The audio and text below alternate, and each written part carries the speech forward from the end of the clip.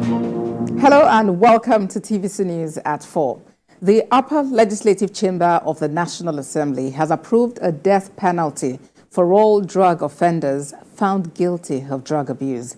The Senate's decision follows the consideration of a report by a joint committee on Judiciary, Human Rights and Legal Matters and the Committee on Drugs and Narcotics on an act to amend the National Drug Law Enforcement Agency Act.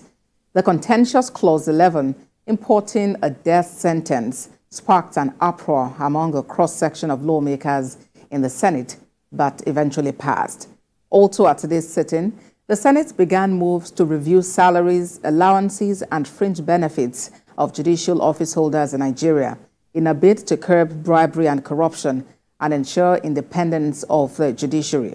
The executive bill seeking to prescribe the salaries of the judicial office holders both at the federal and state levels scaled second reading on Thursday and is expected to nip in the bud the prolonged stagnation in remuneration to reflect the current socioeconomic realities.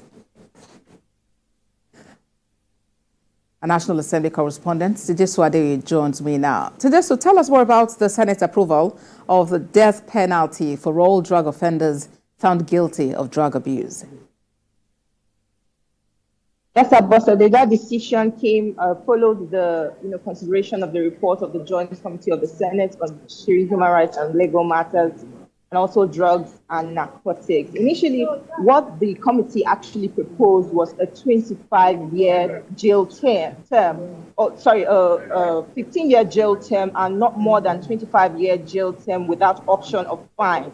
But the chief whip of the Senate's chief whip, actually proposed that sanction or that penalty is too lenient and will not serve as a deterrent, to offenders. The current act proposes a life sentence, that's life imprisonment, and going short of that will just encourage those who use drugs, sell drugs, or transport drugs, to keep on doing the same. And what the lawmakers actually want is to discourage this kind of act, and that is why they, proposed that life death sentence, and it was approved. But the committee chairman says this can actually be amended.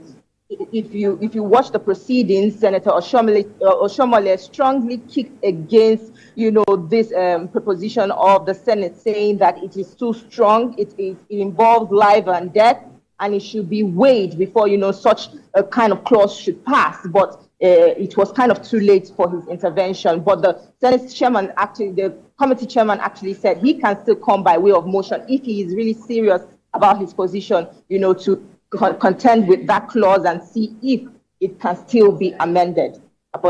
A National Assembly correspondent, Tijesu Adeyi, for us in Abuja. Thanks a lot, Tijesu. And staying in Abuja, Justice Silvanus Origi of the FCT High Court has granted bail to former Aviation Minister Hadi Sirika and 3 others in the sum of 100 million naira with 2 sureties each. While ruling on the bail application, the judge fixed the 10th, 11th and 20th of June 2024 for commencement of trial. Helen Osamede Akins reports. Former Minister of Aviation Hadi Sirika is being arraigned along 3 others for abuse of office and misappropriation of funds to the tune of 2.7 billion naira. Sirika was docked on a 6-count amended charge before Justice Silvanus Orji of the Federal Capital Territory High Court. Before taking plea, the prosecution counsel Rotimi Jacobs informed the court of an amended charge by the EFCC dated May 7th and filed on May 8th, which was not opposed by counsels to the defendants. After the charge was read and the defendant pleaded not guilty, the accused counsel urged the court to ensure an expeditious hearing of the case. Kanu Agabi, counsel to Sirika, informed the court of his client's bail application dated May 6th. All the defendants moved the bail applications and asked the court to be liberal in the bail conditions. Ruling on the bail application, Justice Orji admitted the 3 defendants on bail in the sum of 100 million naira and 2 sureties each in the like sum. The shorties must be responsible citizens with verifiable home address, while one of them must have landed property with certificate of occupancy signed by the FCT minister. The judge ordered that the defendants must not travel out of the country without express permission of the courts.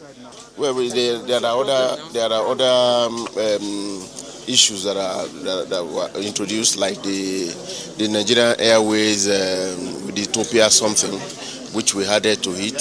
So it was not there originally, but Nigerian Air matter is there are 2 counts on it. That's why we amended it. Justice Origi ordered that the defendants be remanded in Correctional Center if they fail to meet the bail conditions. Helen Osamede Kings, TVC News, Abuja. Elsewhere, natives of Obiago community in Agu local government area of Enugu State have petitioned the state government and Inspector General of Police over what they described as persistent harassment, persecution, and unlawful detention of the indigents by their divisional police officers. Scores of protesting villagers, mostly women and elderly, bearing placards with different inscriptions, are demanding an end to the alleged unjust treatment by the police. President General of the community, Callistus Ojobu, called for intervention of State and Inspector General of Police to facilitate the release, redeployment of the DPO, and cautioning of its personnel from harassing innocent indigents in their community. 25th of March till today, they have been arresting my people, accusing them of abduction, accusing them of armed robbery, accusing them of stealing on gunpoint, accusing them of terrorism, accusing them of kidnapping. And then my people is being held in the police custody. Till now, I told him to be professional in what he's doing, but he refused to be professional. All law enforcement agencies in Nigeria to please come to the rescue of Obiago people. They are now living in fears. They are being harassed every day by DPO or local government area. We are now sleeping in the bushes. My people are now sleeping in the bush. And elsewhere, the Nigeria Christian Pilgrim Commission has assured citizens of their safety in Israel as it commences the next phase of pilgrimage to the Holy Land. The Commission has also restored pilgrimage to 10 days from 9. Joke Adisa has more. October 7, 2023, Hamas launched deadly attacks on Israel. The Israel Defense Forces responded swiftly and engaged in area campaigns and ground operations within the Gaza Strip. This has created fears in many who desire to visit Israel, especially for pilgrimage. Just back from Israel, the Executive Secretary, Stephen Adegbite, says he has the assurance from Israeli authorities of pilgrim safety in their country. He says apart from Gaza, every other part of Israel is peaceful. I have met the ambassador of Israel in Nigeria. I have met officials in Israel, and we have been given 100% assurance that Nigerians will be safe in Israel. And like I said to you, from 1999, there is no year that I visited Israel and you will not have challenges of war and this. But when you go, you will not hear a gunshot. The Executive Secretary says his first 100 days in office have been fruitful as he declares pilgrimage will henceforth take place twice and no longer once every year. What is going on in Gaza is something we will support, even as children of God. No. The carnage going on in Gaza should stop. Enough of that. A lot of people have died. The children are perishing. Innocent people are dying. But the people who are perpetuating the evil, they've not been properly identified. Those are the people they should go after, so that there will be peace at least for some time. He says the Commission has confidence in the renewed hope agenda of the President Bola Tinubu's administration. We are moving by faith, not by sight. God is with us. And that is why we key into the renewed hope agenda of Mr. President. And for us in Nigeria Christian Pilgrims Commission, this year is our year of hope and satisfaction. The commission says Israel has always been in the throes of crisis, but the holy pilgrimage has never been disrupted. Chokeyatsa, TVC News, Abuja.